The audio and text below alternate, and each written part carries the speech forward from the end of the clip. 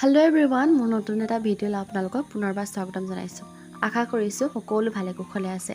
আৰু আজি বতৰটো দেখিছেনে, ৰাতিপুৱাৰে পৰা এনেদৰে বৰষুণ দি আছে নেৰানেপেৰাকৈ। আগদিনাও সেই একেই বতৰ আৰু আজিও সেই একেই বতৰ।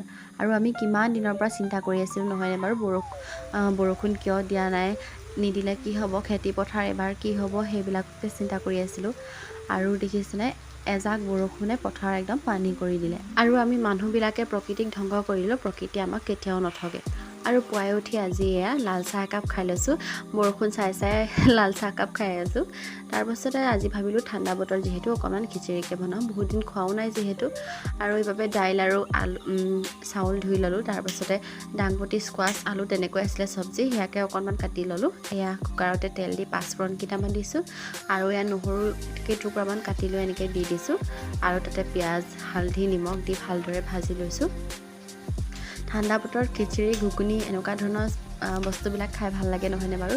আগতে যেতিয়া এলপি স্কুলত ভেকেশ্যন টাইমত খিচিৰি দিছিলে, তেতিয়া মানে অকণমান ভাগত পাওঁগৈ, কিন্তু সেইকণে খাই ইমান টেষ্ট পাওঁ নহয়নে বাৰু। আৰু আমাৰ খিচিৰি বনোৱা বাইদেউগৰাকীৰ নাম অঞ্জলি বাইদেউ আছিল।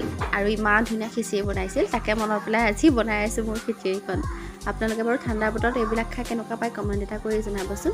আৰু এয়া ভালদৰে চাউল, দালি, চব্জি সকলোখিনি ভাজি লৈ তাতে 4 কাপমান পানী ঢালি দিলোঁ। আৰু পানী ঢালি দিয়াৰ পাছত প্ৰায় 6-7টামান চিটি মৰালোঁ। আৰু চিটি মৰাৰ পাছত আজি আমাৰ ইয়াত ঠাণ্ডা বতৰত গৰম খিচিৰি ৰেডি হৈ গ'ল। আৰু খিচিৰিকণৰ ওপৰত এয়া দুটুকুৰামান পিঁয়াজ কাটি লৈছোঁ, তাতে অকণমান চাট মছলা দি দিছোঁ। মই এনেদৰে খাই ভাল পাওঁ। আকৌ আমৰ আচাৰো অলপ ল'লোঁ।